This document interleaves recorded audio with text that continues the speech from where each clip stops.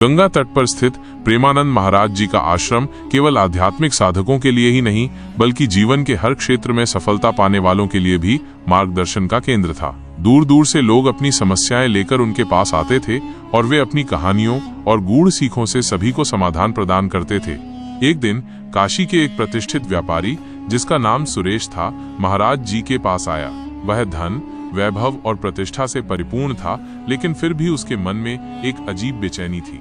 उसने महाराज जी के चरणों में प्रणाम किया और कहा, गुरुदेव, मैंने व्यापार में खूब सफलता पाई है।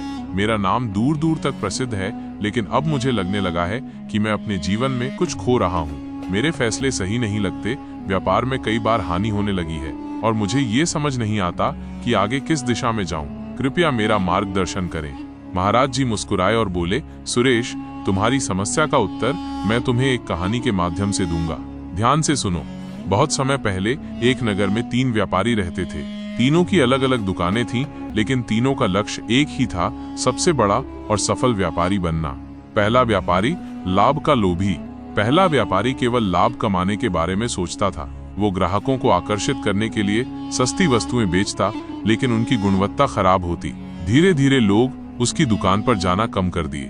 कुछ ही वर्षों में उसका व्यापार पूरी तरह समाप्त हो गया। दूसरा व्यापारी जोखिम से डरने वाला। दूसरा व्यापारी बहुत ईमानदार था, लेकिन वो जोखिम लेने से डरता था। वो नया सामान मंगाने से हिचकिचाता, कोई नया प्रयोग करने से डरता। धीरे धीरे उसके प्रतिस्पर्धी आगे निकल गए और उसका व्यापार ठहराव में आ गया। तीसरा व्यापारी दूरदृष्टि वाला। तीसरा व्यापारी हमेशा अपने ग्राहकों की जरूरतों को समझता था। वो गुणवत्ता से समझौता नहीं करता, नई नई चीजें सीखता और समय के अनुसार अपने व्यापार में बदलाव लाता। उसने अपने ग्राहकों का विश्वास जीता और कुछ ही वर्षों में नगर का सबसे सफल व्यापारी बन गया।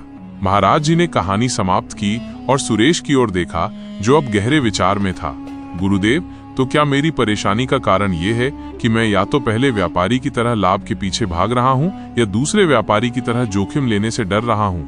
महाराज जी मुस्कुराए और बोले, बिल्कुल, व्यापार में सफलता केवल पैसे कमाने से नहीं मिलती, बल्कि ग्राहकों का विश्वास जीतने, नए प्रयोग करने और समय के साथ बदलने से मिलती है। जो दूरदृष्टि रखता है वही सच्चा व्यापारी होता है। सुरेश ने महाराज जी के चरणों में सिर झुकाया और प्रणाम किया। उसी दिन से उसने अपने व्यापार में बदलाव लाने शुरू कर दिए, ग्राहकों की जरूरतों को समझा, गुणवत्ता पर ध्यान दिया और नए अवसरों को अपनाने की हिम्मत दिखाई। कुछ ही वर्षों में उसका व्यापार फिर से समृद्ध हो गया और उसके मन की बेचैनी भी समाप्त हो गई। व्यापार में सफलता के लिए सिर्फ लाभ ही नहीं, बल्कि दूरदृष्टि, ईमानदारी और ग्राहकों का विश्वास भी जरूरी होता है। जो बदलते समय के अनुसार खुद को ढाल लेता है, वही सबसे आगे बढ़ता है।